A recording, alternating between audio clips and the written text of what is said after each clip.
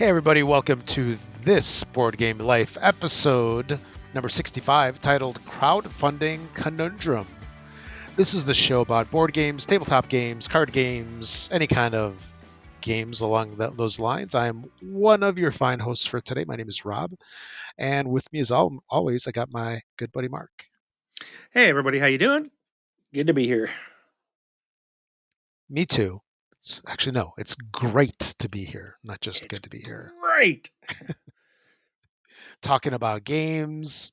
Well, actually, what could be better? Only playing games. Maybe. Yep. You know what? Maybe we could.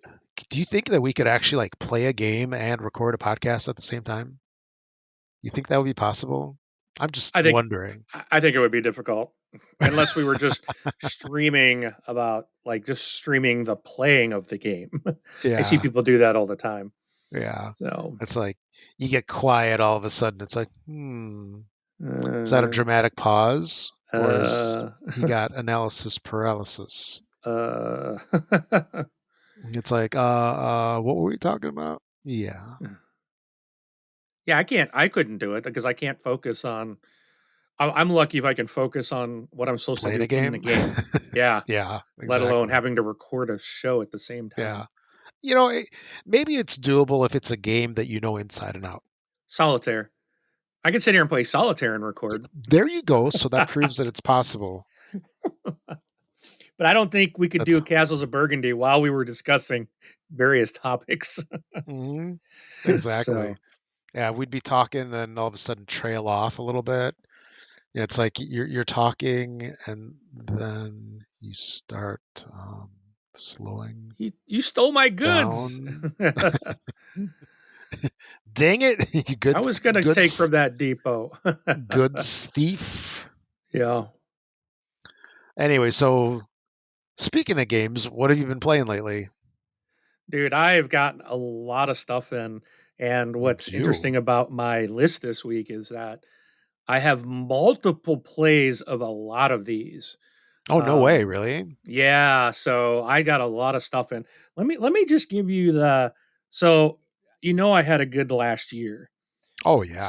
So right now, not for just the month good. It was a stellar year, I think. Well, depends on who you're competing against, but for me it was awesome. But right now on the 23rd of January, I have 24 different games already played for a total of 40 plays in 23 days. That is like crazy. Yeah, it's been fun. I've got a lot of cool stuff. So did get some more Gloomhaven in. Our group did start back up after the holidays, but now we're on a hiatus. Is the person's house that we meet at. She's off in, I think, Costa Rica for the next couple of weeks, enjoying the warm weather and just traveling around. So that's awesome that she's being able to do that. So we'll get back in a week. Or I think, a week and a half. So we'll be back to playing that regularly. Last time we got together, we were waiting for some people. And so she pulled out, or no, this wasn't that day. This was one of our Wednesday nights. We did play Coloretto. Now, I could have swore this was a game that you taught me a long time ago and I hated it. It was. And I didn't have a problem with it this time. And I was like, oh no, this game's terrible. My buddy Rob tried to teach me this. It was garbage. And then for the life of me, I couldn't figure out why I didn't like it because I know, right? It made sense. I was like, okay, this is a good game. I'm like, it must have been something else, but I could have swore it was this. Easy game, like simple with the colors. I think that just goes to show that like how much I've learned, because back then I was not into board games, and this just made no sense to me. Oh, really? I remember you struggled with it, and I'm like, dude, what's your problem? Yeah, and I was like, this makes no sense. This is stupid. It's like it didn't make any sense. But for someone who wasn't in the hobby, and yes, it's for people who are even lightly into the hobby. It was like, well, this isn't a hard game. But for someone who's used to like Uno or Monopoly, or that's the world they come from, that's what they consider games. Something like that didn't make sense. I remember first time I played Forgotten Island. Like I hated it. Like this is so stupid. But I didn't like I wasn't understanding like a co-op board game made no sense to me. I knew how to play Right. co-op video games, but I didn't know there was such thing as cooperative board games. Like, and it was just a struggle to like for me to like kind of grasp that concept and in a board game fashion. Hmm. Um, so I'm happy to say that I really like Coloretto. Yeah, it's a decent game. It's a fun I little think game. it's the Yeah. teacher, to be honest. I just think you Yeah, suck it's at teaching yeah. it. Yeah. Let's let's let's blame the handsome teacher. Uh-huh. Fine, Uh-huh. fine. So so I did play it, I did like it. I would play it again. So Yeah. it was a fun little And game. yeah, and so we played that on BGA, if Yes. you remember.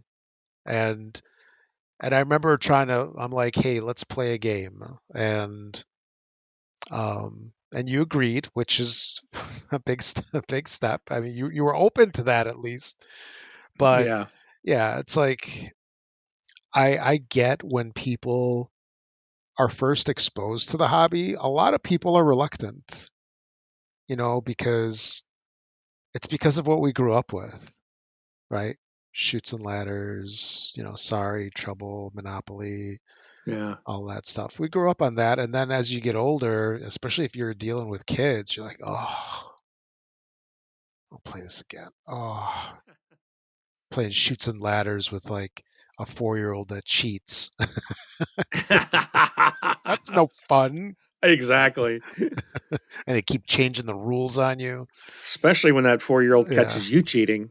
Yeah. Well, hey, you got to do what you got to do. That's But right. yeah, I mean, it's like when you're exposed to the games, it's a little difficult because you have to be open to it. It's like you have to be like, okay, I'm ready to play this. What are the rules? Let's do this. Okay. It's one of those things of like, I've remember if teaching like parents how to use VCRs. Yep. It's like it's I'm at that easy. stage of life. My Yeah. VCR is flashing 12 o'clock, man. Yeah. I was So gonna say like, yeah, it's like 5 buttons. And when you try to explain it to them, it's like their eyes would glaze over, and it's like, I mean, that's how people are with games. But it's just like well, if you're open to it, it'll sink in. I still struggle. I will say this, and Yeah, I I still struggle with learning a new game.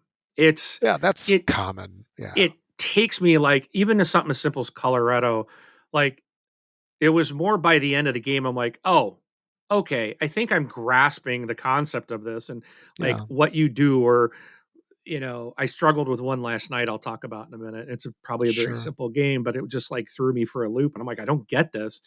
But usually with the game, if I play it a couple of times, then it's usually like, okay, I got it. But it seems to take me a couple playthroughs to really kind of, and I know if we played Colorado today, I'd be like, okay, wait a minute, what am I doing again? You Yeah. know, but it would come a lot quicker, Oh yeah. probably just Hmm. in the big, oh, that's right. Oh, that's right. But it was interesting that I was like, is this the game that I did not like? And I'm like, why did I not like it? This seems like a fun game, you know? Um, so I equate that to the year plus now really being into the hobby and being exposed to a lot of stuff and Yeah. being, my brain is now open to like, okay, things don't all games don't play the same. Yeah. So, but so I think that was a positive. Um, Yeah. another There's game another I one on your list here that's really got me like, you played that. I'm curious to see what you're e- gonna say yeah, I think I know what it is. So, um, because I is blurted that it out a little while ago. yeah, yeah, Yeah.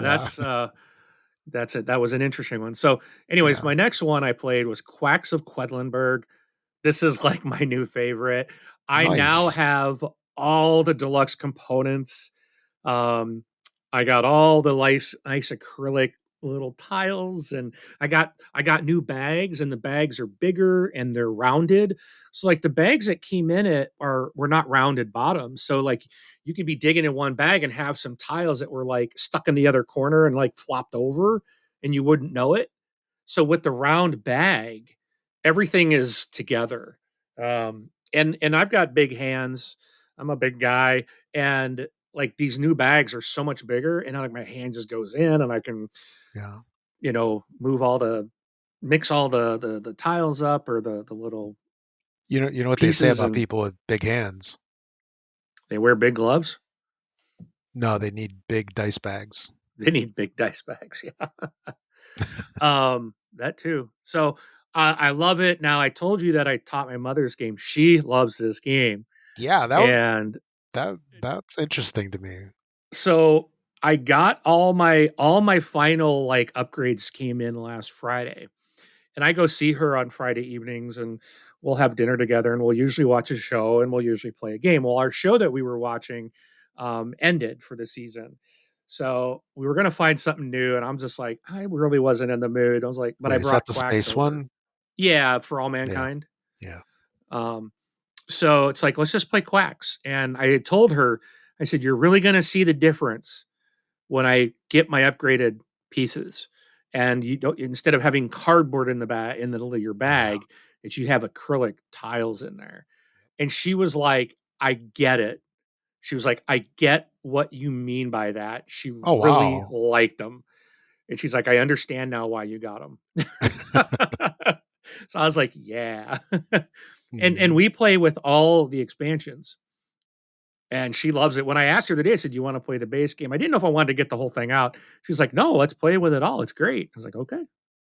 So you know what you So can do now? Now at this point, maybe you can use your mom's place as offsite storage. there, There there you you go. go. We're gonna take this room out. I'm gonna put shelving in here. Yeah. It's like There get you rid of your go. scrapbooking Yep, you don't and need that. quilting stuff. Put up Kallax. There you go. It's like, Um, Mom, you can put all of your scrapbook stuff in this one square in this shelf, and we'll put games in all the rest. right. Um, all right. So continuing on, I played Betrayal at House on the Hill. Mm. I've seen this game played, but I've never played it myself. So I finally got a chance to play. And dude, the haunt happened on the second roll. Like it happened really fast. Oh, wow. So I'm hoping to play this again soon because it was fun. I kind of liked. I'm like, this is kind of a neat game, Yeah. and I want to play it again. And but I wasn't expecting the haunt to happen so fast. Um, but we'll be playing that again because the guy brought it, works at the store actually. And I talked to him like another day, and I was like, that was so fun. And he's like, yeah. I said we need to play it again because I was just getting into it when the haunt happened already. And he's like, yeah, it happened quick. So he's gonna bring it back. Played a card game called Scout. Um, I did not get this. This one made no sense to me whatsoever. I don't see the draw. I know this is like a popular card game. And again, this is one of those I think I would have to play this one again. And for some reason, just like you can't you take your cards and you can't move them. You can't change the position of the cards, and you and there's numbers on both sides. Like you always have to keep your cards. Once you pick them up, like you can't flip them over because then it changes the number on the card. It's like you got to keep them oriented the same way and in the same order, and you're trying to get runs and um what is it called when they're the same number, like two twos, like a thing of two, not a Um, run, which is like a 2, 3, 4, 5, like yeah. pairs or trios, right? Or Yeah. you're trying to get the same number. And I'm like, and then the cards are going on the table, and this game did not click with me. Like, I just couldn't figure it out. And again, it's probably shown how really stupid I am because a lot of people are thinking this is super easy. There might be And something to that. Yeah. it just it just doesn't compute in my brain. I'm like, "God, my old brain just doesn't understand it." So I didn't like it, but I am willing to try it again because I really think that I didn't get it, and I need to Right. get it before I give it a full, honest judgment on the game. So we'll probably play it again. Someone in my game group brought it, so I'm sure she'll bring it back. Played Bang the Bullet. Love that game. Had a lot of fun with that. Played What's That One? It's a trivia game. Played that one a couple of times with my game group. Is just like a kind of a hey in between, or while we're waiting for everyone to show up, we play that. Got some more Dorfromantik in. We're continuing through our campaign. It's taken a while, and we don't really have a set group. We just have, because sometimes someone's not there and we just play it anyways. But we have like this group of people that love to play it, and we've had as many as like 7 or 8 people just sitting there playing, and we just like, yep, we'll pull it out on, but probably about once a month at least at game night, if not more. But we're working our way through it and working on the tasks and getting more things unlocked. It's been a lot of fun. All right, so the next one was introduced a newer guy to the group. He brought this game called Quarriors, and I was looking at it, and I was like, "My gosh, that's a lot of dice." And I'm like, And they're "I so tiny. and I Yeah.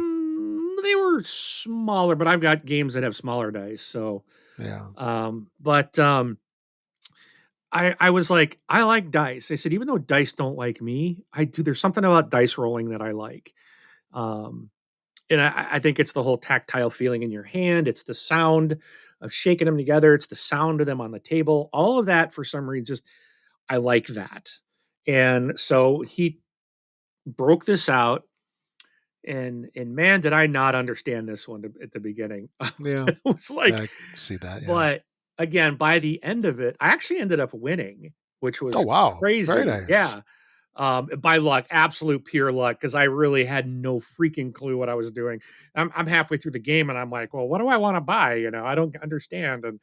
But I actually, again, and we taught another guy, and he was in second place. So I think the guy that was teaching, um, he was the only one that had played it. The other three of us were new to the game, but it was I liked it.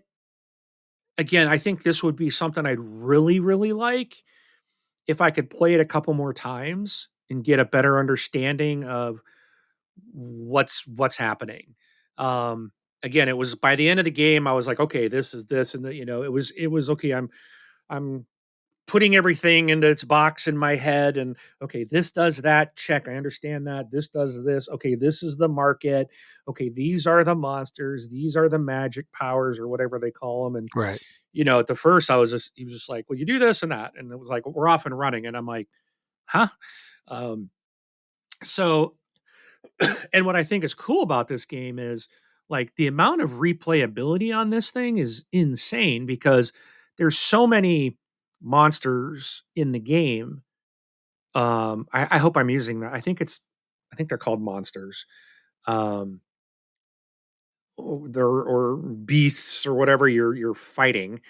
Um, I hope that's what that's called. But anyways, um, there's so many in the box and so many different Quarry. cards. Is it Quarry, I think? Um, let's see. It's like a deck building twist, but you don't build a deck. It's like with dice. No, I mean like what the monsters are called. I think they call them Um, Quarry or something. Oh, no. you play as Quarry's a quarrior. yeah. So each player plays as a quarrior, competing for glory in the eyes of Quiana, the Empress of Quaridia. Wow, someone really likes Yeah. the letter Q. Yeah. Um, so they're creatures and spell dice. So you're fighting creatures. Mhm. Okay, and then like your money they call quiddity. I mean, everything's a Q in this game. Yep. So your money is quiddity. The creature and spell dice are your quarry.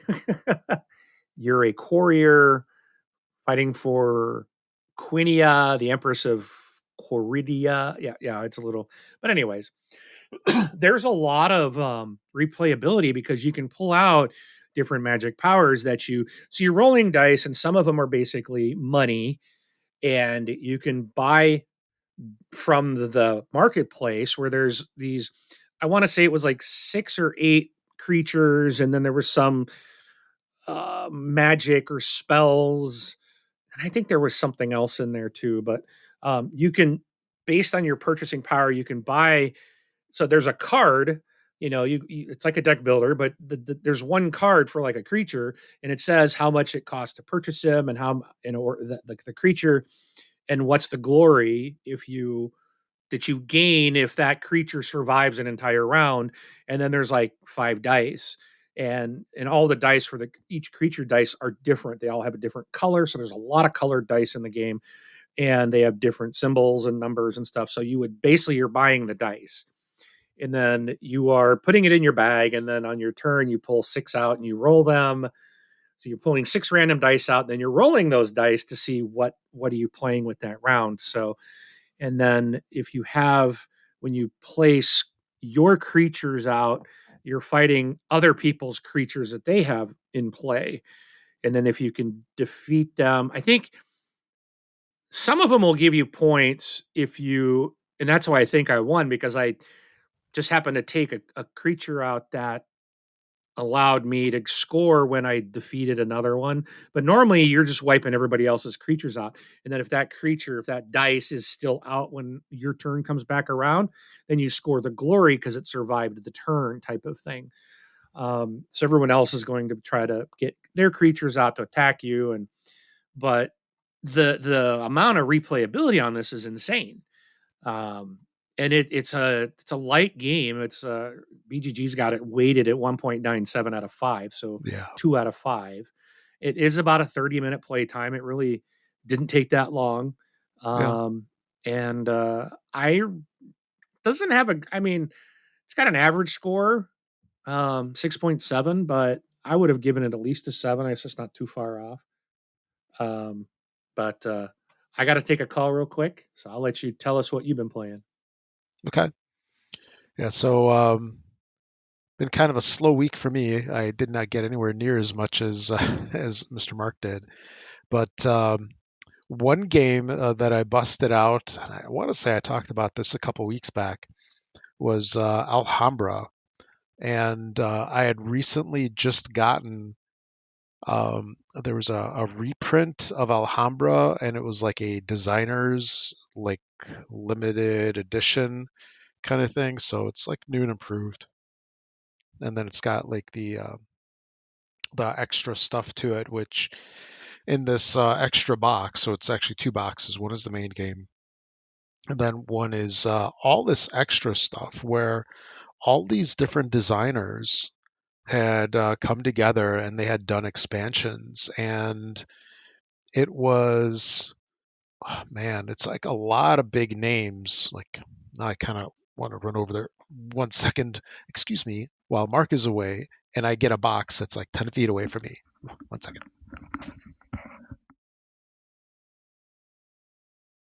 Okay, I'm back. Did I lose you, Rob? And I'm back. Yeah, Oh, so no, I was it's like, "Where'd you go?" I'm like, "I'm back," and there's nothing. I'm yeah, like, "You were no, supposed to cover. What no, I know, happened?" I did, and then I started. So I was talking about Alhambra, and you Oh, you apparently got back just as I had like darted. Like the boxes were like 10 feet away from me, so I had to take off my go. headset and run over there real quick. But anyway, so actually I'll start over since you missed it. But so Alhambra was a game that I want to say I played like a couple months ago. It's a oldie but a goodie. It's like one of the few games that like were Spiel des Jahres winners. Um, and what? There, Nothing. you're laughing. Yeah, keep your comments to yourself for now.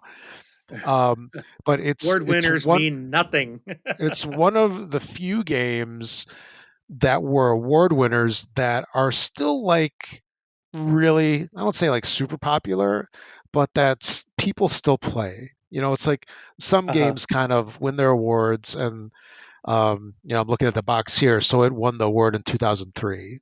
So it's like Oh 20 years wow. ago. And I mean, I don't remember if it came out in 2003. I mean, so it might have come out like a year or two before, possibly. But so it won the award in 2003, and it's still a decent game. But I had backed on Kickstarter, of all things, which will lead into other things later. I had backed this revised edition which thankfully comes in a smaller box than the original game. So I have Alhambra, the original version, and then I got the Alhambra big box, which I'm kind of annoyed at companies now. I'm annoyed at companies that have big boxes because it's a big box and it's like all the expansions, which is cool, but it's a big box. And when I say big box, I mean it's a big box. Like Ugh. some of these big boxes are like two ticket to ride size boxes like next to each other. So actually think, well, yeah, ticket to ride, yeah, probably two of those together. I was going to say also stacked on top of each other, but that's probably a little much. But anyway, so yeah, I got another version of it. Silly me. So it's the revised edition, which is like it's still the core base game, but you know, prettied up a little bit, I guess, is one way to look at it. But in addition to that, it comes with a whole nother box, the same size as the original game, and it's actually a heavier box, and it's the limited designers edition. And it needs the original game still. So it's not like, bigger, better bits or something like that. So you need the base game, and then this thing is a whole bunch of stuff. It's all these expansions that are created by different designers. So like the original game was done by Dirk Hen, I think.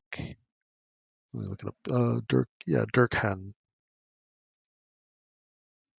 And um, they've got like Klaus Jürgen Vrede. Uh, wait, that's I think Carcassonne guy. Michael Reineck, Stefan Feld did one. Rudiger Dorn, Mike Elliott, Michael Schacht. These are all like really like big names in the Euro game space.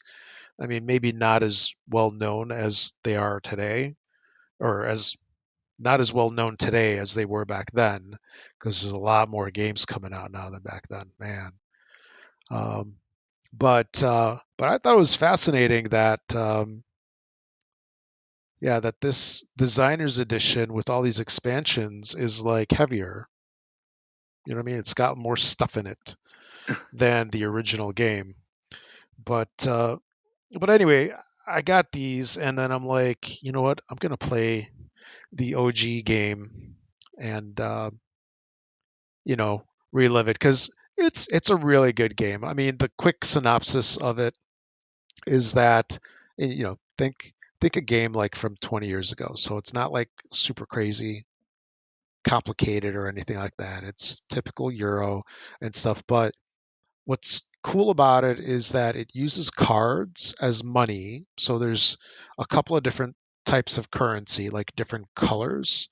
And you're basically using your cards or currency to buy buildings, and then you're like building your Alhambra. It's like which is just based with building tiles. So think of it kind of like a card game being used for money and stuff like that, used to build like a little map, like Carcassonne.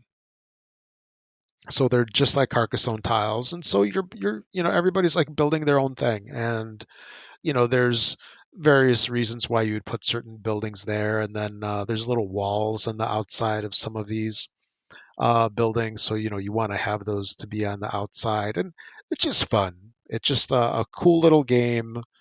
It's relaxing to play, and some people might argue maybe it's like what do they call it, like multiplayer solitaire, where you're playing with other people, but you're really kind of doing your own game kind of thing. Well, yeah, but it's cool. It's a fun little satisfying game. So got that done, and then I'm looking forward to trying out some of these expansions to see kind of how they tweak the gameplay, especially like some of these. Like, I'm really intrigued by like what Stefan Feld has added to the game. Like, I'm just looking at his thing. It's called the Handyman expansion. And yeah, there's buildings of power, Alhambra Zoo, Wishing Well. That's a couple of things. So there's,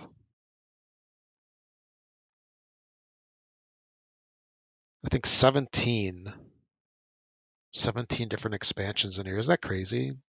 Wow, But you that's can a kind of, lot. yeah, like I said, the weight. I'd say this expansion box is probably twice to maybe three times heavier than the revised edition. But yeah, so I'm eventually, in some ways, I think I'm trading up my Alhambra big box for two boxes. I don't Nice. know. I don't know if that's good or bad, but Good question. yeah, but yeah, and there's a dice game for this as well.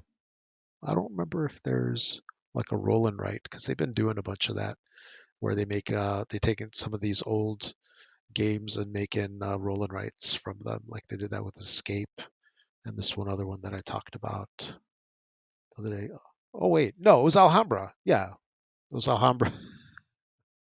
Man, I can't remember anything from time to time. Yeah, that was the other one. That was the third game that I played. So Alhambra, um, the roll and write game, is another one that I played again. That was it was fun. And yeah, this time I was playing it solo, so you kind of have like two bot characters on that one. And yeah, yeah, that's it. So yeah, Alhambra. Let's go back to you. Finish up your list. Okay. So sorry about that. I had to No duck for a worries. call because I have a family member in the hospital, and I had gotten an earlier call. I was waiting to hear everything was going to be okay. Um, anyways, let's see. I left off with Quarriors. I also played Raiders of the North Sea. Um, Still didn't win that game, but I had my best game yet in it, so I'm catching on more and more as I play that. I've played a bunch of Deep Rock Galactic solo. So I got this game right now set up on my table in my kitchen, and I'm playing through it in solo mode. So I get little Bosco goes around with me, and he's got his own set of rules, and it's actually really easy. Basically, I do my stuff, and then he gets a couple of actions and a couple of dice, and he can't be attacked, which is really helpful. So I mean, everyone's always all the creatures are coming after me, but he can still fire at them and shoot at them, and he can dig stuff out, and so you're not completely alone, which is good. But I'm going through. I think there's I want to say there's 14. I think 14 missions, and I think I'm gonna start. I've done 5 this week, been able to knock the first 5 down. So I need to get the rest done before Friday because I actually have a game night here at my house Friday. I'm gonna have to take the game down. I'm like, oh no, I don't think I'm going to get it completed, but I'm really enjoying it. I really do like Deep Rock Galactic, and it's kind of like the first time I've done like a solo game. But it's like some of these I'm just going to have to play it that way, because especially something like this, unless I had a group to go through and do these missions, it's hauling this big huge box to game night and hoping to play it is, and then you always get Yeah, someone new, so you can't. It's like okay, we got to start at the first mission. So I'm like, I'm just going to play through it. um, so I'm doing that right now. Last night I got to play 3 new games. The first one we did was a roll and write called Trek 12 Himalaya.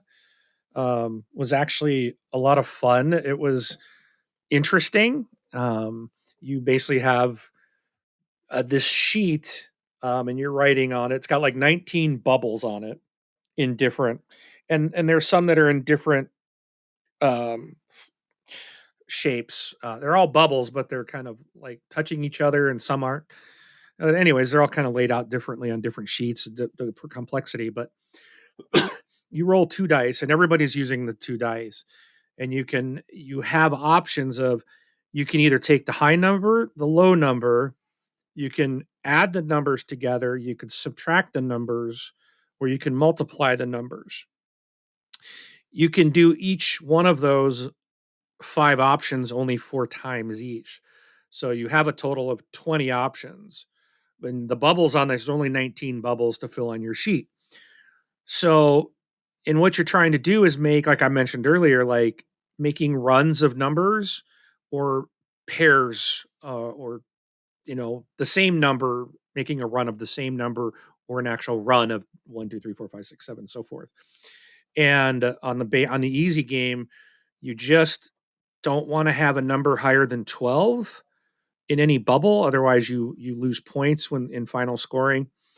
Um, so you get points for how long of a run is, and there's rules like how you add it up, and then how many you have that are of a run of a single number type of thing. And then when we did that, and we went to the second sheet, which is harder. So then there's some bubbles that have like a thick. There was like three or four of the bubbles that had like a thick black circle around them, and those particular bubbles couldn't have a number higher than 6 in the bubble. So otherwise you were losing points. So now you're trying to, every time the dice are rolled, you're trying to figure out, do I want to multiply it? Do I want to subtract it, add it, take the higher or take the lower? And you figure out of 19 times that you got to put something down on the paper, you can only take the highest dice 4 times. And you can only take the lowest one 4 times. So like the second time we played yesterday, I got down to the end and I had to either multiply or subtract was all I had left. So it was actually a really fun game. And I guess they got a ton of these out there. There's a whole bunch of different ones in this Trek 12 series. And the guy that brought it, he said a friend of his bought it for him, and we played it last night for the first time, and it was really fun. I liked it. And then I brought Bang the dice game, so we got to play that. If you've played Bang the Bullet, this is the dice version of it. It does go a lot faster than the card game, but you are completely relying on dice rolls. So, you might be the deputy and you might be sitting next to the sheriff. And if you roll a dice of a 1, and you're, and depending on who's next to you, you might have no choice but to shoot at the sheriff. So you don't have like the options like you do. It's kind of a very streamlined, quicker paced version. It's a lot of fun, but it does. And I know some people don't like dice games because you don't have control. It's all up to the luck of the dice. And that's exactly really kind of what it is. I mean, the other one's up to the luck of the cards, but you can still use your cards to shoot people if you want, or if you don't want to shoot someone, you don't have to. In the dice game, you have to use all the dice. So but again, there's ways, you know, you can try to, maybe re-roll and hope you don't get one that has to shoot the guy next to you if you don't want to shoot the guy next to you.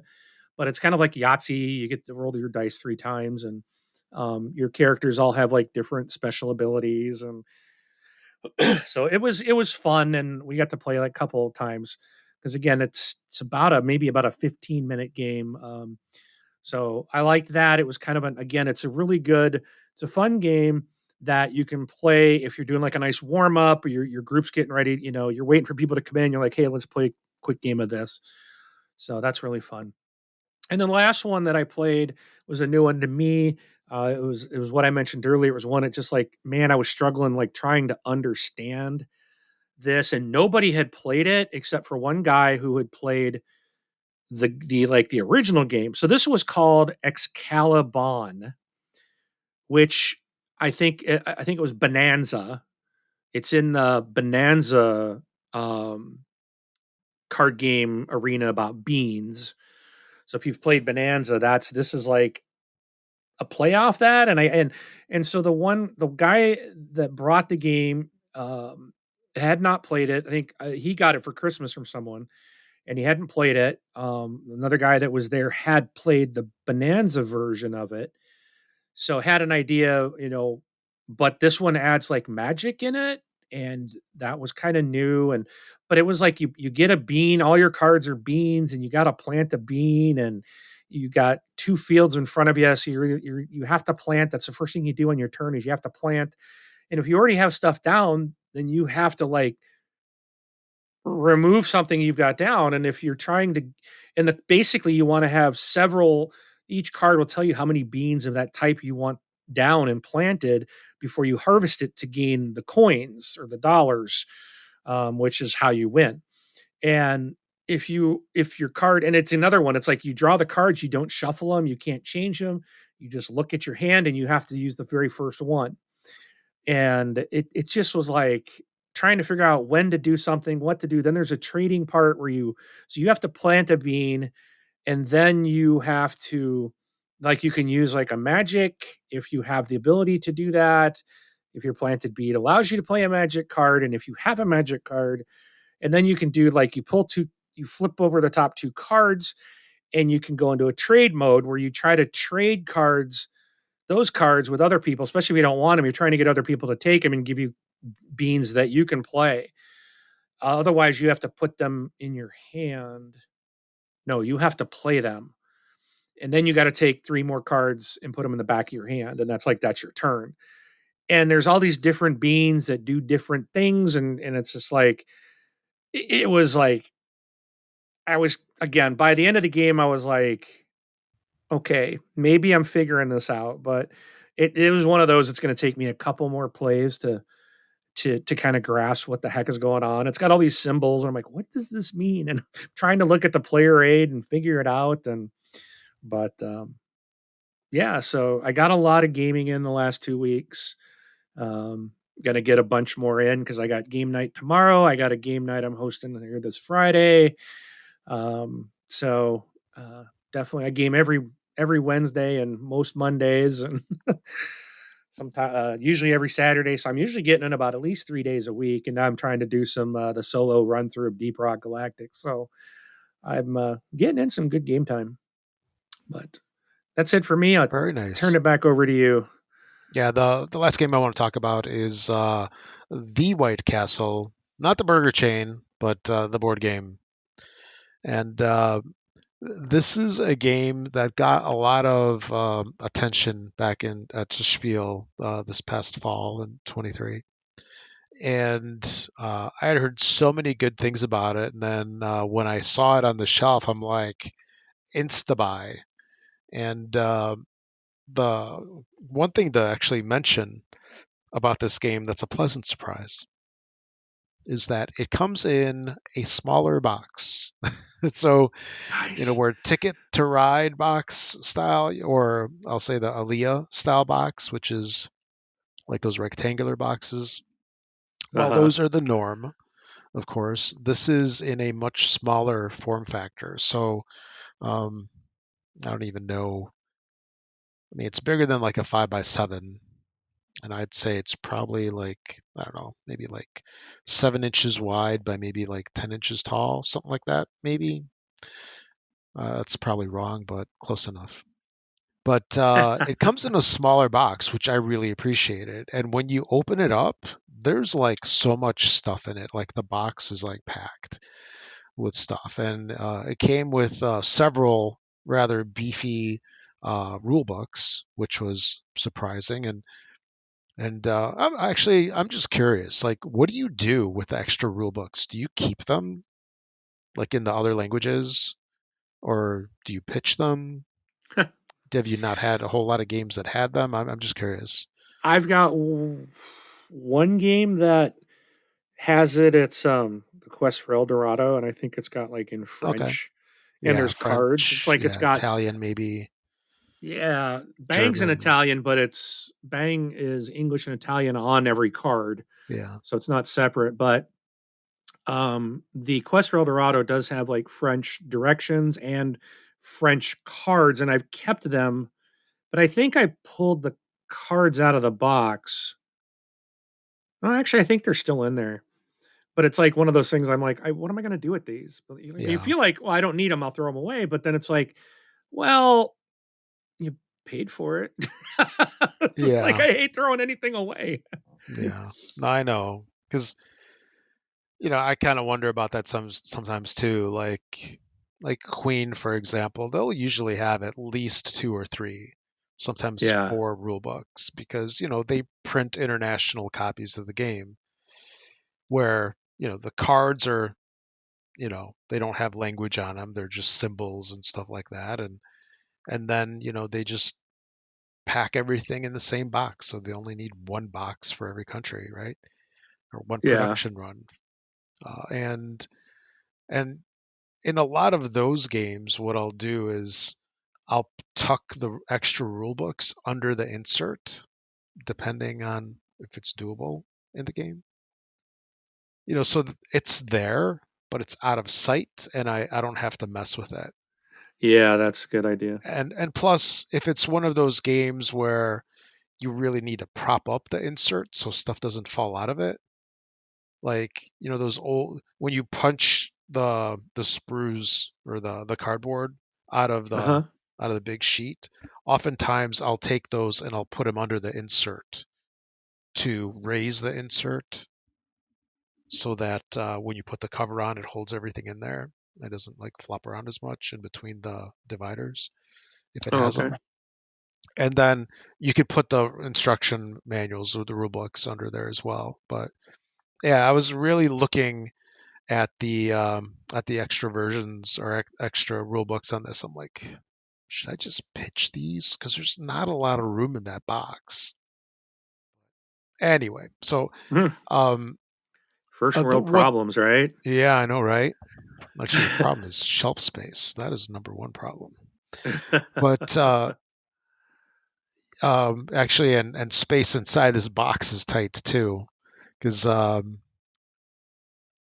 it and so normally I really love building like extra stuff from the cardboard, whether it's like a dice tower or some kind of screen.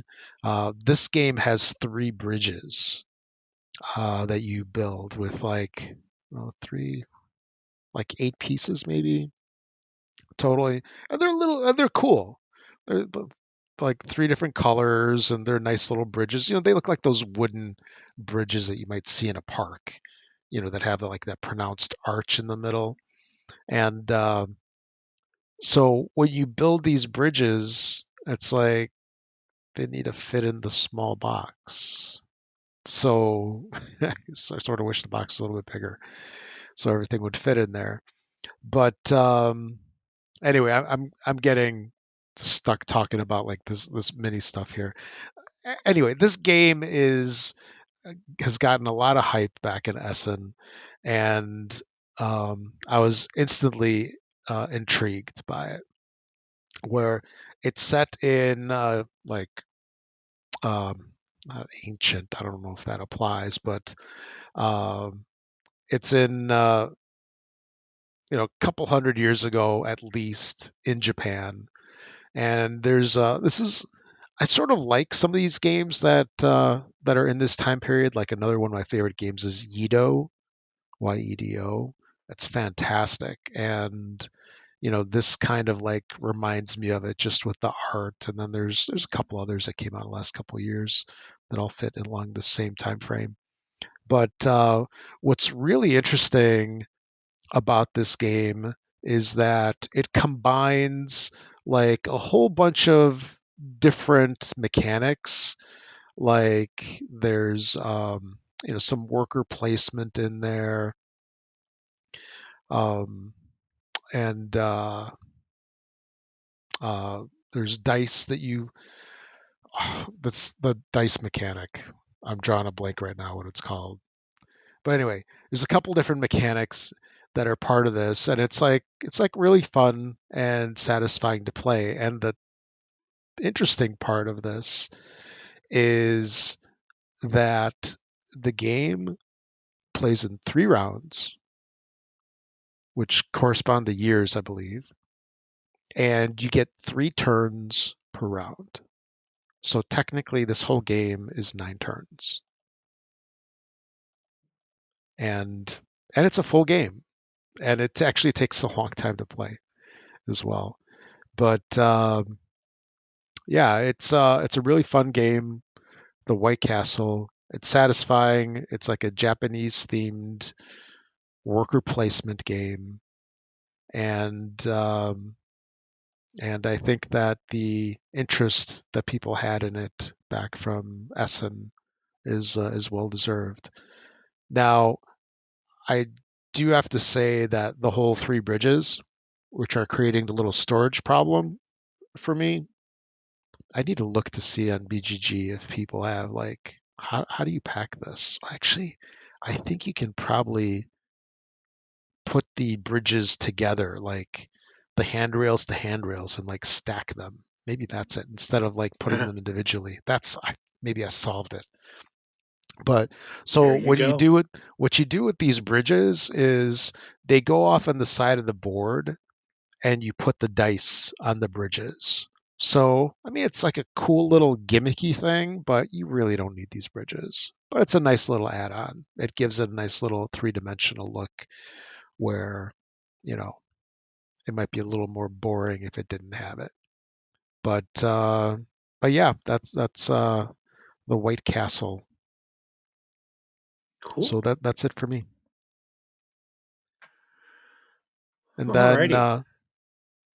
yeah, and then as we alluded, I don't know, about an hour ago, 50 minutes ago, to the title of the show. 51 minutes ago exactly. Yeah, crowdfunding conundrum.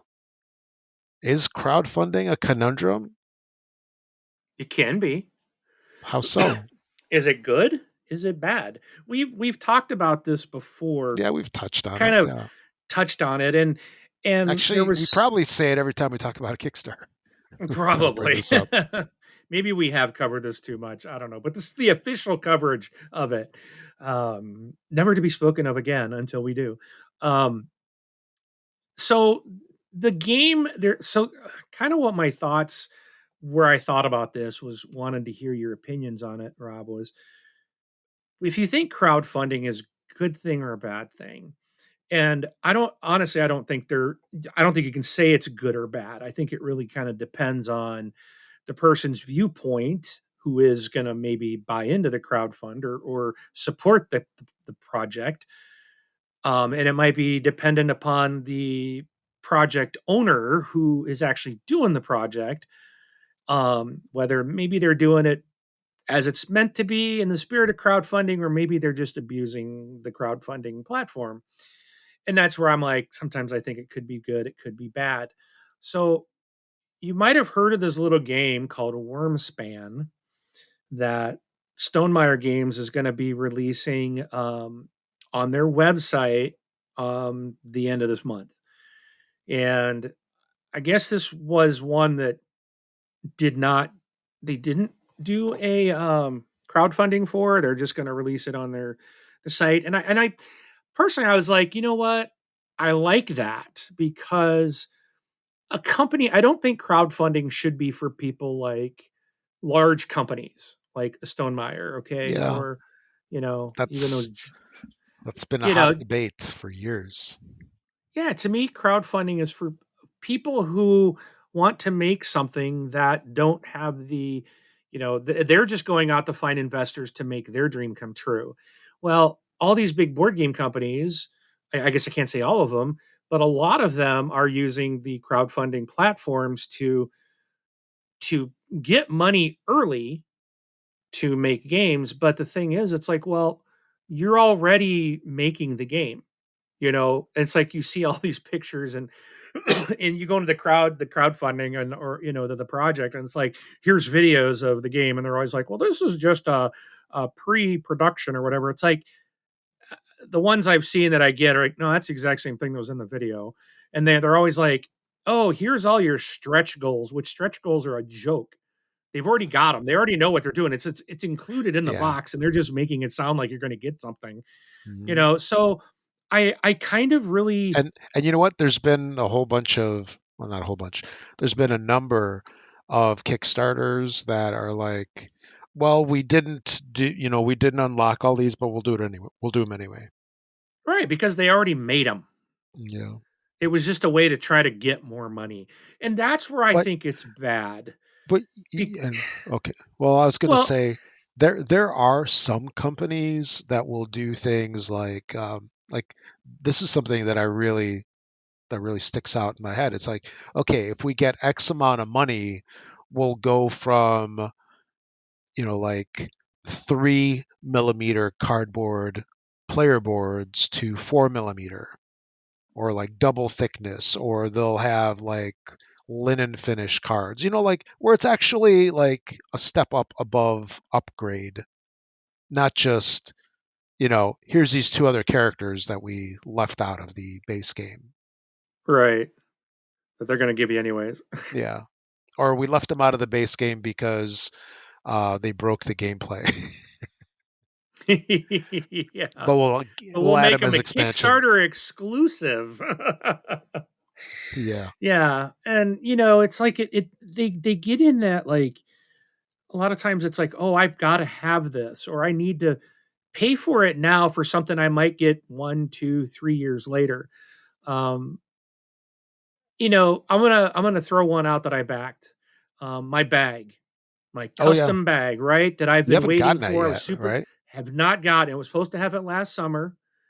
They're now saying maybe this summer. Um, but this company, now I backed it through, I want to say Game Found, I think is where I backed them. Okay. But they already now, once they were telling us, like, once they got the product in and they were going through and they were seeing the quality and they got all that worked out, they started another Kickstarter. They started one on Kickstarter, the exact same thing.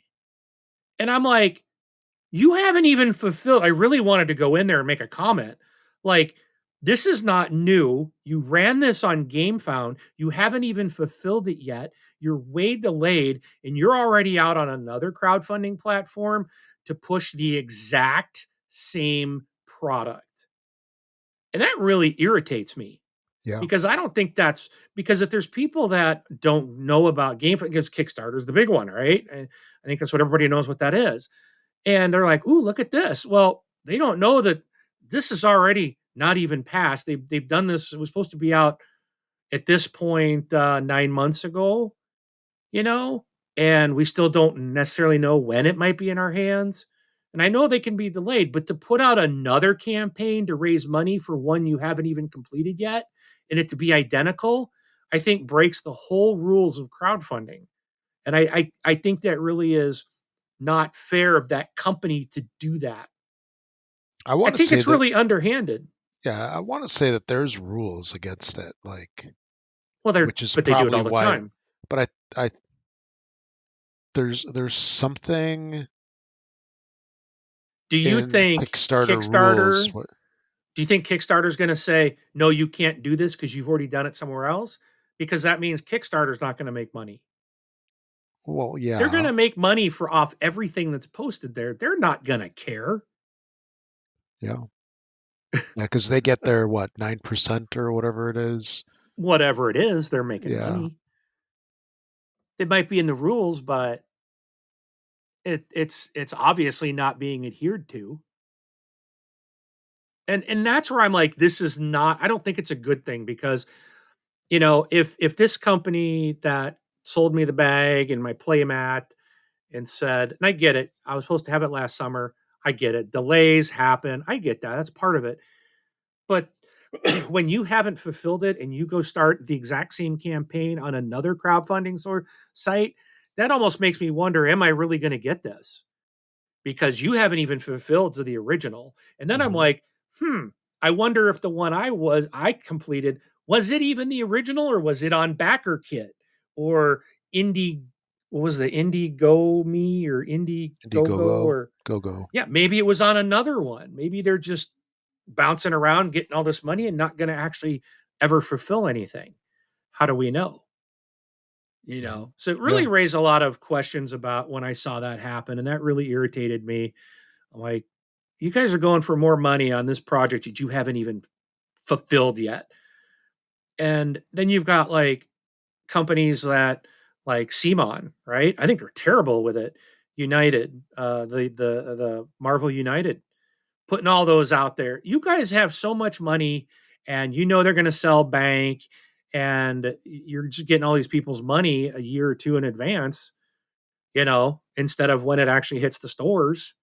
And it's just like, and then they do that, like, oh, here's what we're going to give you. Oh, and then, oh, we've released this, and the next thing you know, I was at a $500 with so much stuff they kept adding, and I was like, no, I dropped out.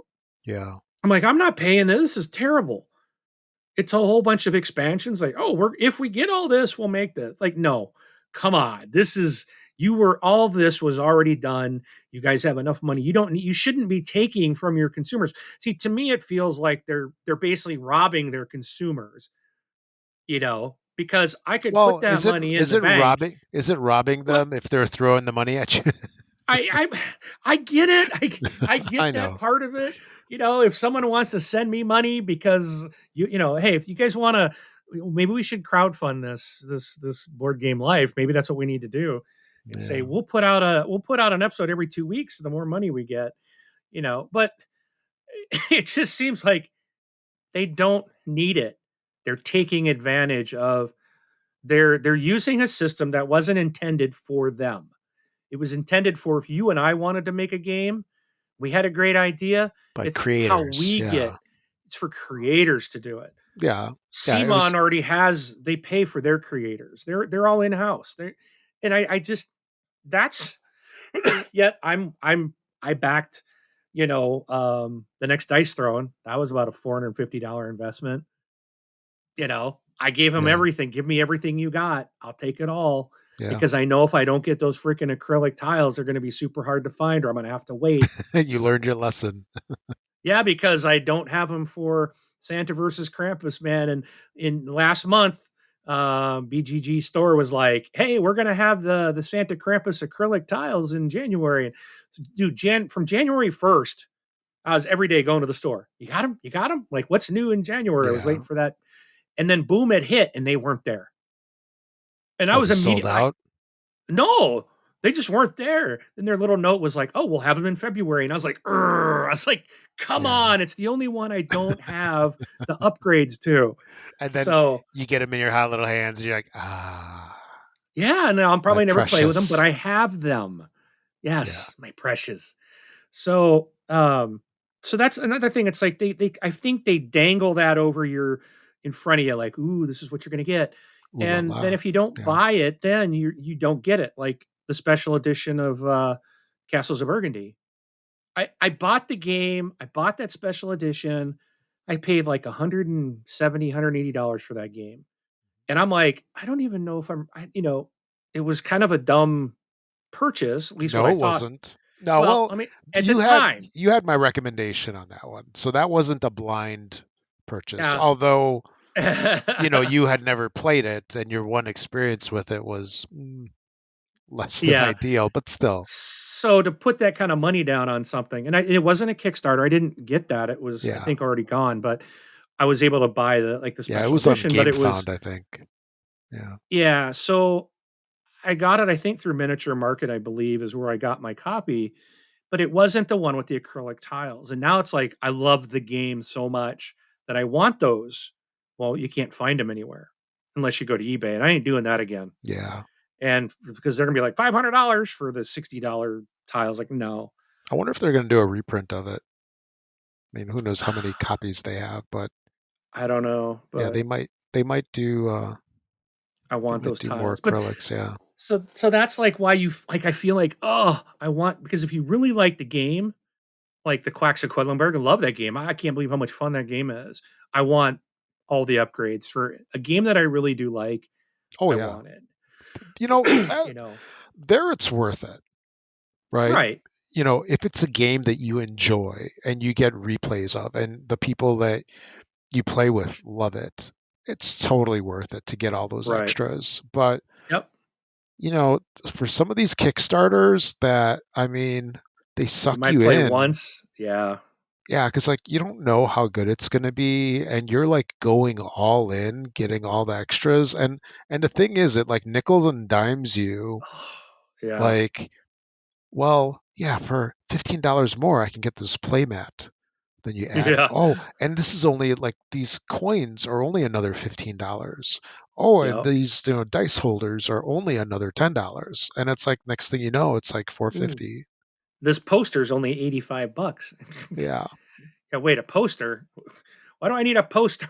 It has nothing to do Yeah. with the It's like game, or that cup holders, or the yeah. coasters is not a That's one poster. I thing. meant coasters. Yeah, that's one thing Yeah. in these games and like even in the video games that had like the special Oh, metal tins and the art books. yeah. Honestly, I never appreciated that stuff. It just, No, I don't either. maybe if it was a cool decoration that I could put like, like a A Master statue is something Chief. different. Yeah, like a Master Chief Yeah. statue or Yeah. something like that. I mean, that'd be cool. But all this other stuff, it's like I'll look at it once and then never touch it again. But yeah, So there was so something I that's was like gonna say. I forgot what it was now. well, that's like what I think is kind of bad, but I also think it's great because it does give people like I see like artists like musical artist that like could be your kid who's like singer like they just maybe they go on YouTube, they become a sensation, and then they're able to they want to scrape some money together, put an album together, and then go on there. And to me that's where crowdfunding is like awesome. You can start out by doing that. But if Geffen Records was like we're gonna crowdfund the next Guns N' Roses album, it's like wait a minute, that should be illegal. Like Yeah, you guys are no, no, that's where I feel like some of these game companies shouldn't be on crowdfunding. yeah. Um, but I Because guess because when it first started, I don't even know how many years ago it was now. The Kickstarter first started to be a thing. Um, there was a handful of companies that were like pioneering. Like the one that really stands out to me is Minion Games, where James Matthew was like he was the man. He had a couple of campaigns on there that um he really learned the ropes and he kind of shared like, hey, this is the stuff that you need to think about and plan because he learned the hard way with like a bunch of the stuff that he did on there. And it's so much different now compared to what it was like 10 plus years ago. But yeah, back then it was geared towards, hey, there's a little guy, right? The little guy trying to make a board game company. He's an IT project manager, you know, works at a gym, whatever, whatever he does, whatever they do during their day job. It's like this is just something that they want to make happen. And they spent 2 years designing this thing, and it's like, help this become a reality. And it slowly evolved over time where you had your successful companies that just kicked butt on Kickstarters. And you know it got to the point of where, like you had said, where it's like you're not a little guy anymore.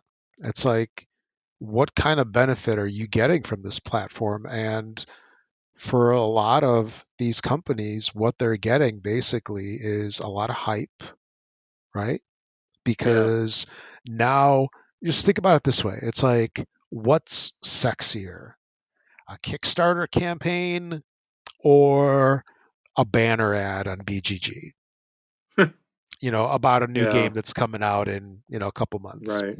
I mean, the Kickstarter campaign, because when it's well done, you see like, oh, this is all the stuff that you're going to get. These are the coins. And I mean, I got to admit, I like some of those Kickstarter campaigns sites where, they have like the pieces all moving into place, like the cards falling from the sky onto the board. You see the pieces like moving into where they need to be. It's like kind of cool and flashy and stuff like that. But um, it really turns into just a marketing slash hype machine and a pre-order system. Right. That's what it's become a lot like. Like Cephalophere, right? If they come out with, I don't know, um, Choco Haven or something like their new game, right? Yeah. First you had Gloomhaven, then you had Frost, and now you have the chocolatey version. And you know, this company makes millions. Right. Do they need it? You know, I mean, Kickstarter loves them, I'm sure, because they're Yeah. 10, 8, 8, 9, 10%, whatever they get is that's a chunk of change when you do millions. But and like one of my favorite companies, Queen Games, they have a lot of stuff on there, like you know their Feld series, the city. Yeah, City Series. Yeah, you sent me that one today. Thank you. I looked, dude. So so I've got 6 of these City Series games. They're all Stefan Feld redos, except one's a brand new game. And they're not cheap. And I got suckered into like the first ones, and it's like, oh, there's 2 more. And then there's 2 more. And now it's like there's 2 more. So there's gonna be 8 of them, probably more. And Mark sent me the thing today, and I'm like, oh man, I gotta buy these too. Yes, you have to. No, and now it's like a completionist thing where it's like, Exactly. but the thing is, I really enjoy his games, even games that people bag on his stuff like La Isla and Bruges. A lot of people don't like those, and it's like, but I like them. They're good. Um, I don't know if I would get Amerigo though, because that's a big box. I don't need another big box. Oh, and all these city ones are usually bigger boxes, so they don't fit the standard size. But yeah, the thing with Queen Games is they'll have a Kickstarter campaign for a game that's on a boat already. So it's already been manufactured. It's already Yeah. been put in That's just transit, and it's on that's its way. wrong. That's wrong. But they're when you get them, you usually get these things called Queenies, which are expansions for various games. So that's kind of cool. So like you get promos or slash expansions, and you get the game before it hits distribution, and you'll typically get it in like 2-3 months instead of a year. Well, So that I there will is say that. that is nice that if you're going to get it in a couple months, Yeah, that's better than year 2 or 3. yeah. It's I like mean, not all of them, but because this then you're has just been the pre-ordering case. it Yeah, essentially. yeah. Basically, yeah. So instead But of going through their store, you're going through Kickstarter. but why? What's the advantage? So then they must be looking at it like because so like Stonemeyer, Wormspan was not crowdfunded that I can find, and it looks like they don't do that. Just by base, I was some of the things I was looking at on their site, and he had Jamie had Stegmeyer's written some things about crowdfunding and stuff, but Yeah, it seems like I think he's like on the opinion of like I am, like they've made enough, they're big enough, they don't need to do that. yeah. And I guess so. My thought to what you just said was, well, why would they give up that money to Kickstarter, GameFound, backer, whatever? Why would they give up that potentially 10%? Could be more, but if it's, we'll just say 10% because we don't know. Why would they give up that money when they could just do pre-orders on their own site and get that extra money back? Do you think it's just they're considering it that as marketing? That's a good point. Where it's like you have a proven platform and a proven system that people are used to, and I think unless they're a company like Stonemeyer, if you have it on your own website through your own store, you're not going to get as much traction, I think, as it is on Kickstarter, because Kickstarter sends out like, "Hey, look at this new stuff," right? You probably get those like, "Hey, these are some Oh yeah, new projects going out." BGG, I mean, I haven't looked in a while, but they used to have like, um, you know, these are the Kickstarter campaigns that started this week. These are the ones that are ending in the next 10 days. There right. used to be a section on that. I used to look at it, and actually, that's how I wound up funding a lot of my stuff. Because I'd see, like, oh, this one's going to end in 10 days. I didn't even see this one. But my wallet has thanked me now that I don't look at that all the time. But but yeah, I don't think that they would get anywhere like a normal company, like smaller. I don't think publisher. I don't think they would get anywhere near as many orders if they did it on their own. Now, there was one interesting one and that was I think it was what Hasbro did Hero. I think it was Hero Quest. Okay. Was it Hero Quest? Let me see. I gotta look it up. So this company a couple of years ago did a redo of It's Milton Bradley, yeah, like Hero the Quest old card one. game. Oh, Yeah, yeah, I think it was. so Yeah, 1991. It looks like it came out, and then they re-released it in 2022.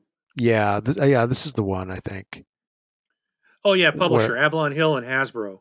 yeah, Yep. I'm pretty sure this is the one where what they did is they launched their own site that was a total ripoff of Kickstarter, Okay. and they made it into like a pre-order system.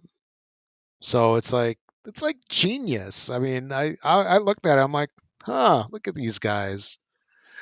You know, just think about it. It's like it's a campaign where it's run just like Kickstarter. It's like you have backing. I think I want to say you had different backing levels, and it had the whole thing with like the long screen that you scrolled through, and it uh, showed you all the stuff, but you were just pre-ordering directly with them, and and it was the same thing. They collected the money, then they could produce the product later on. And dude, this was Hasbro, Avalon Hill. They're yeah. like the big dogs. I mean, I don't think it gets any bigger than Hasbro.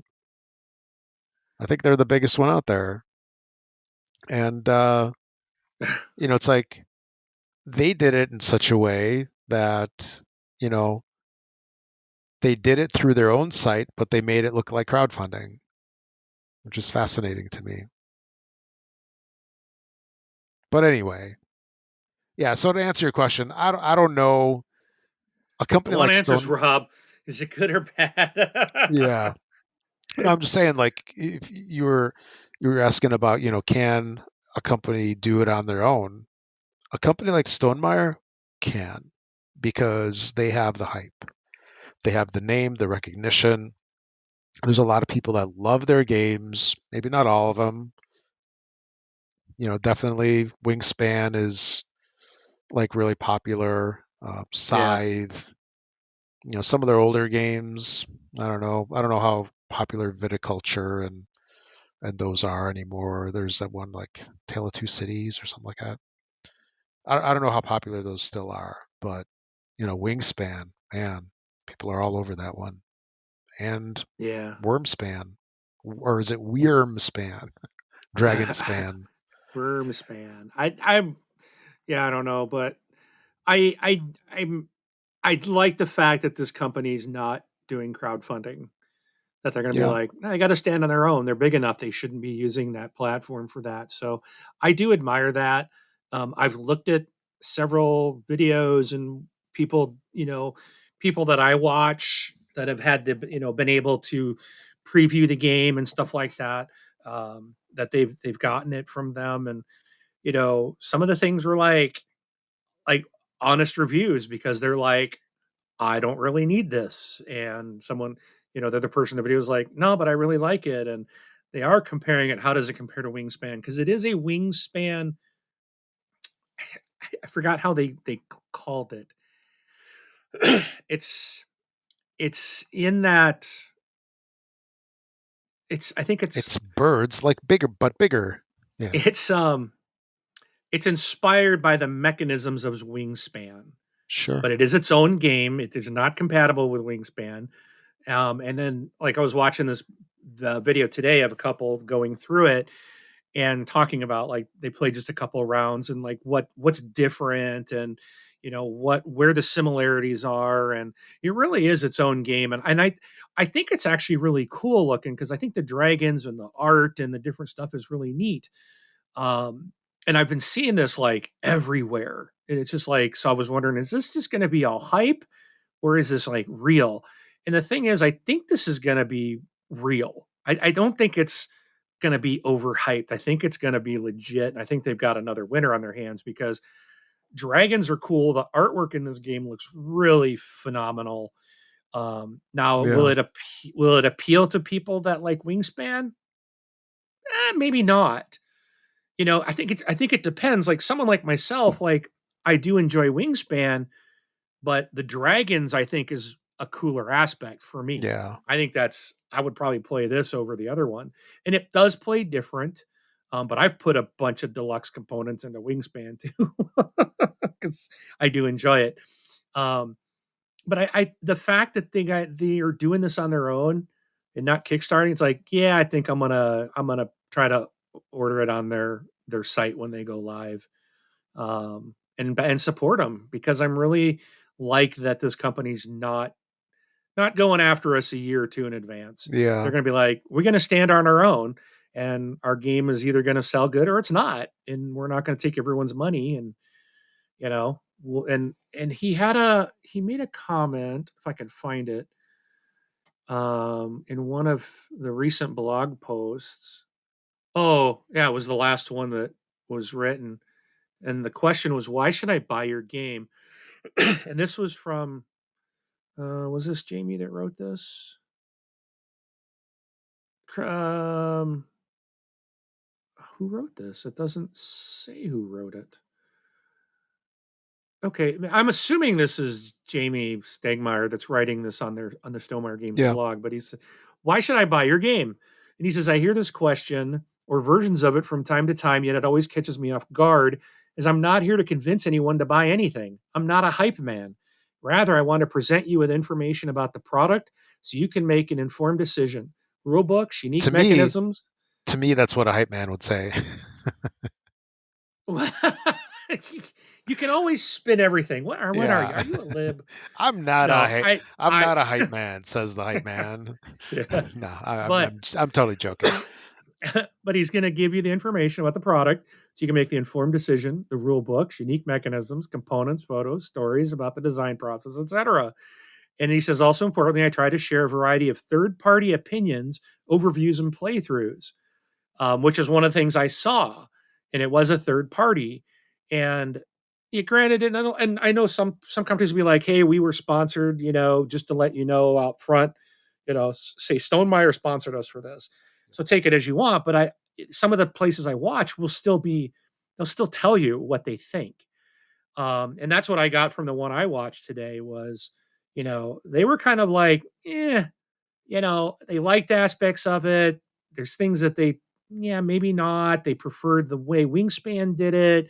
The other person was like, no, I like the Wormspan way of doing it. And, they're like, if you like that one, then you probably don't need both type of thing. And I felt it was like a really honest review. It was not Right. something like, ooh, this is the greatest thing ever. You could tell they weren't paid to shill for the game. And that's, that's what I like.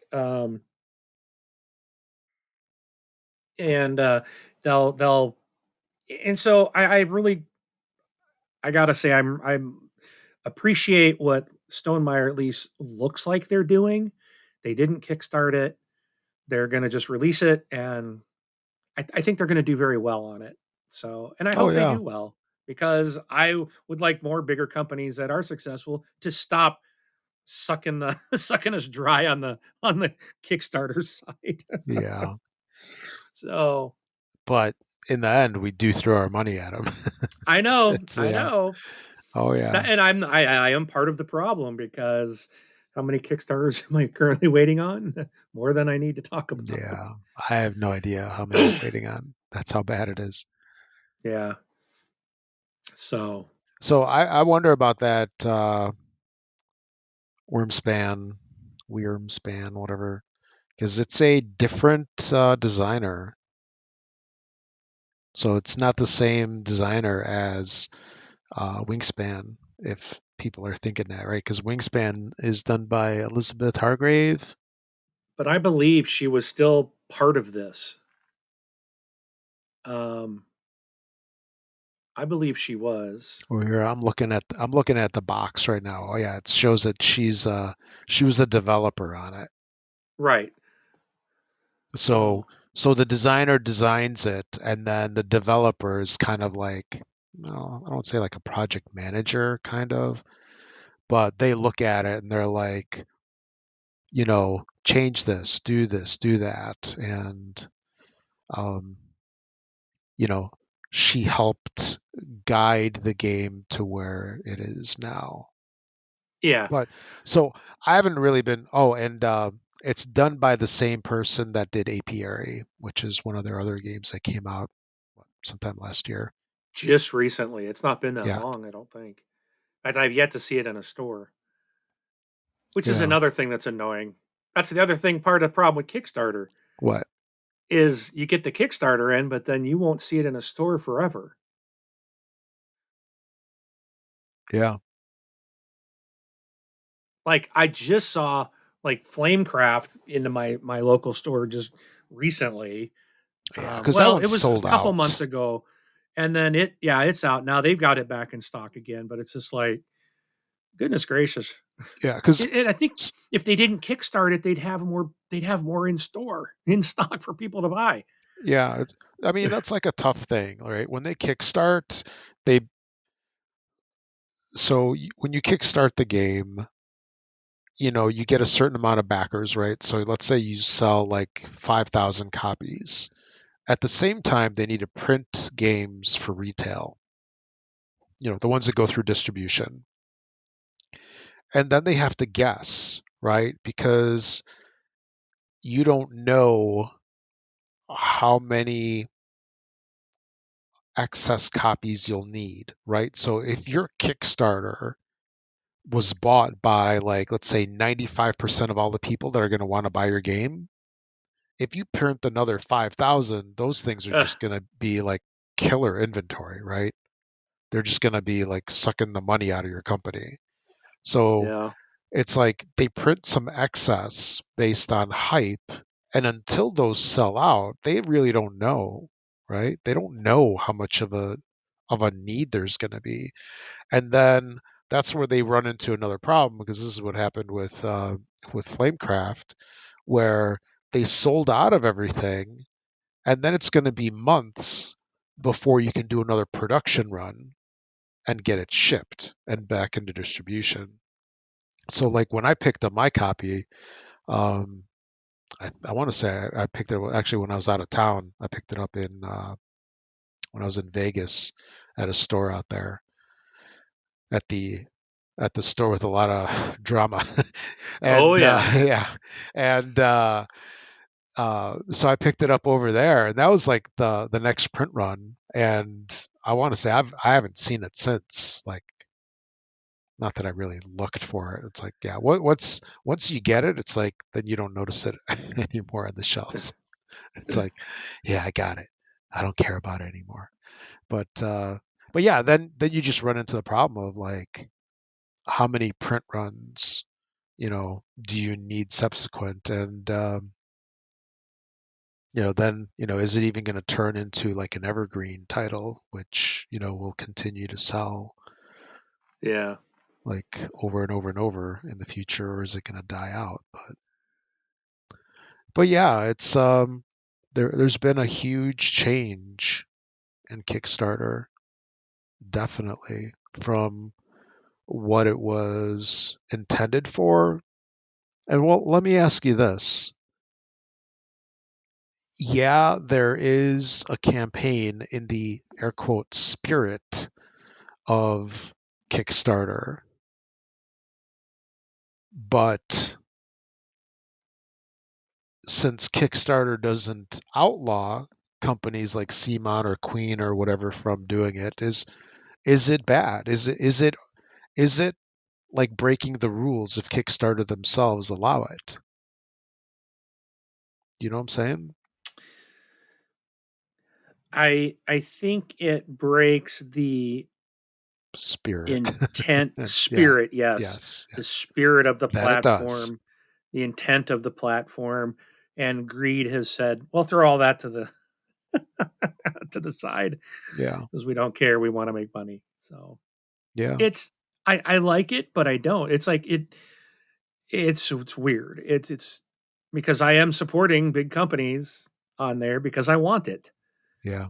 But at the same time, I hate that I feel like I have to do that in order to get it, because otherwise you're not going to get something that you might really, really like, because they're not going to print like the extras, you know, and or it's going to be really hard to find because that's how they build up hype for it. And it's like, just put the darn thing out. Like, I'm sorry, Disney's Lorcana game, they they they knew, they hyped the crap out of that. They knew how big that was going to be. You and I saw the lines at Gen Con. They did not print enough of that game, and it was immediately completely sold out everywhere Yeah. within like an hour of that being released.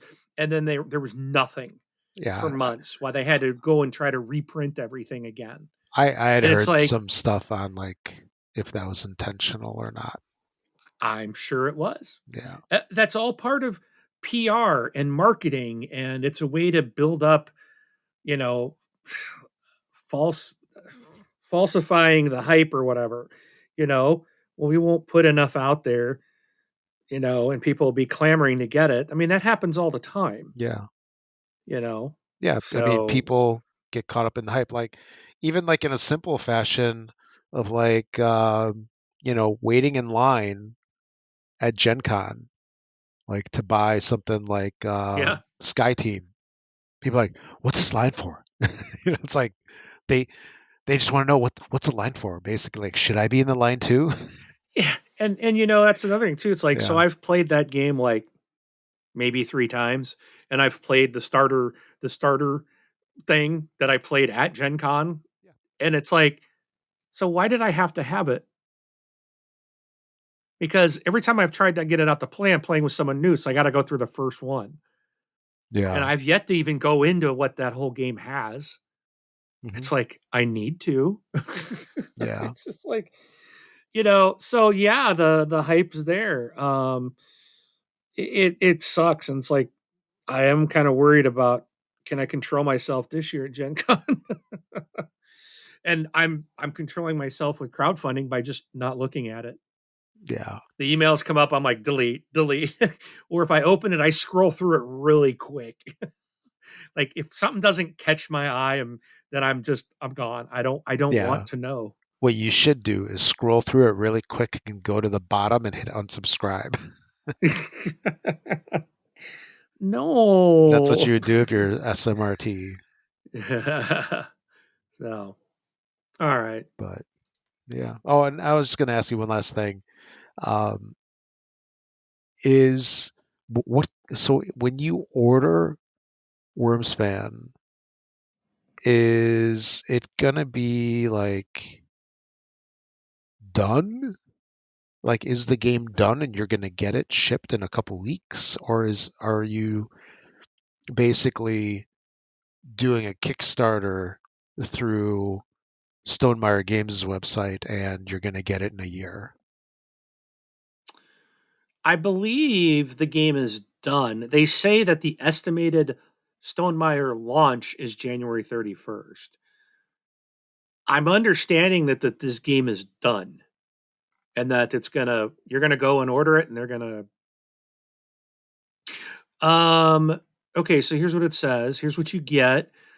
And then it says natural rubber playmats and metal coin wooden resource upgrade packs will be available on our web store on launch day, the 31st, as optional add ons, along with a promo realm for Rolling Realms and a custom disc golf disc, whatever that is. Custom disc golf disc.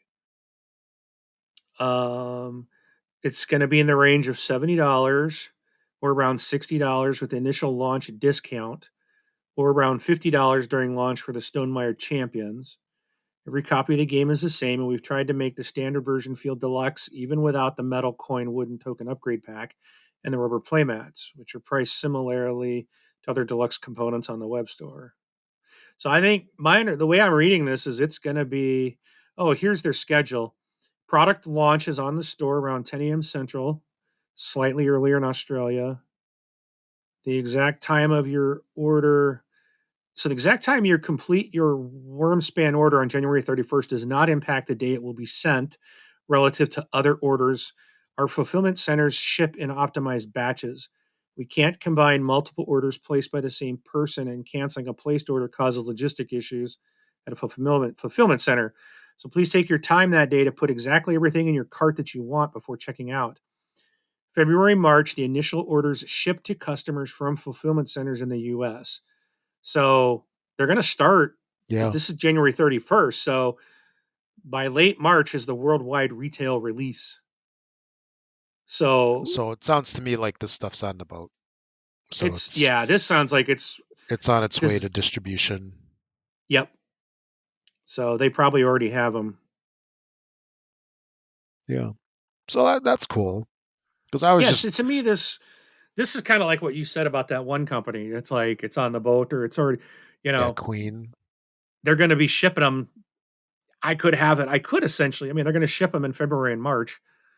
Initial orders will ship to customers from the fulfillment center. Well, February is the next day. February 1st is the next day Yeah. after this order. So, and it could be a month later, but still you'll probably have this game before late March when it's retail release. So, And you know what? I'm gonna resist saying anything about Bed Bath and Beyond with this game. I was waiting for you to bring that up, but Well, here it is. Well, they closed all those around me, so yeah. so No, but yeah, the game. it's cool that they're basically done, right? And people are gonna get them. I mean, Yeah. that's the way it should be. I mean, you're basically going to their site and pre-ordering it, Yep. and it'll be out in a couple weeks. Works for me. Yeah. Oh yeah. So cool. Is that about it? Do you want to cover anything That's else on there? Nah, I'm good. All right. So let's take it out then.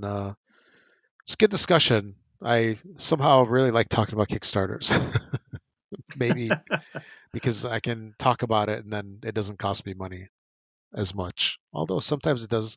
Sometimes talking about Kickstarters does cost you money because people tell you about campaigns.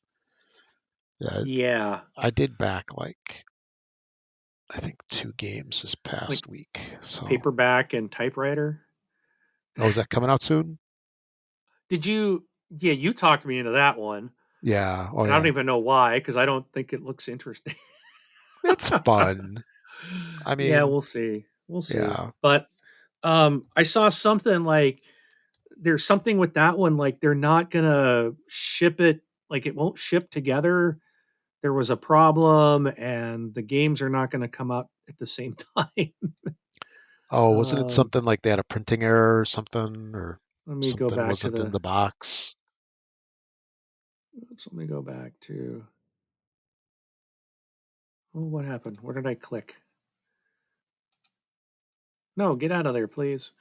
So yeah, something. Oh, that's not even what I'm looking for. Where was their updates? Trying to find the update, not the message. Yeah, Updates. Here we go. the one that I got suckered into unwillingly or willingly, I don't know, whichever it is Kabuto Sumo Sakura Slam. Did you hear about that one? No, what was that? It's Kabuto Sumo Sakura Slam. Okay, I did not hear about that. Yeah, that's a good way to put it. It's you got these like we call them like they're discs, but they're supposed to be like insects that are in a wrestling ring, like fighting each other. Just Okay, yeah, I I know, but gotta have it. it's like one of those um, it's like coin games. I don't know what you call them, where it's like you drop the coin at like the Dave and Buster's or whatever. You drop the coin in, and it lands on this thing on this like platform, and then there's this thing on the back pushing all the coins or tokens. So like if you land it just right, then it pushes like a whole bunch of them off the ledge. Do you know what I'm talking about? No, I Oh don't think you do. yeah, the coin games, like at the carnival. Yeah, exactly. Yeah, So like, yeah, you drop your quarter in, and then if it lands just right, as this like ram comes from the back, and it like yeah, keeps pushing at like some interval, and like every two it never seconds. drops anything. Maybe for you, yeah, but yeah, I dropped a link to it in the chat. But it looks interesting. It's probably going to be one of those games that I'm going to be like, oh, why did I do this? But it's an I'm gonna say that. Why did you do that? Just yeah, but it's a game from All Play, which was formerly the company formerly known as Board Game Tables. uh, Um, it's from All Play, and they make decent stuff. They make uh, they make some good stuff. I might have to laugh at you over this one. That's okay. You laugh at me anyway. Did you do the all-in bundle? Tell me you didn't do No, the all-in no, I bundle. did not. Yeah, that was a lot. But they're the ones that also did Through the Desert. I had mentioned that one, and A Message from the Stars. Those are two that I'm looking forward to. They do On Tour, which is a decent roll and write. Let's see what else they do. They're like smaller games. Like, yeah, they're all smaller games, but they're a decent company. And yeah, we shall see. Yeah, well, yeah, we will. About Yeah, what, 3 years? yeah. No, they're good. They're good. It'll come out later this year or next year. Anyway, all right. So we'll call that a wrap for episode number, what, 65? Yep. Time flies when we're having fun gaming and talking about games. Uh, so that's a wrap for episode 65. I'm Rob. Uh, thanks for listening, everybody. Catch you all in 2 weeks on episode 66. And I'm Mark. We'll see you at the table.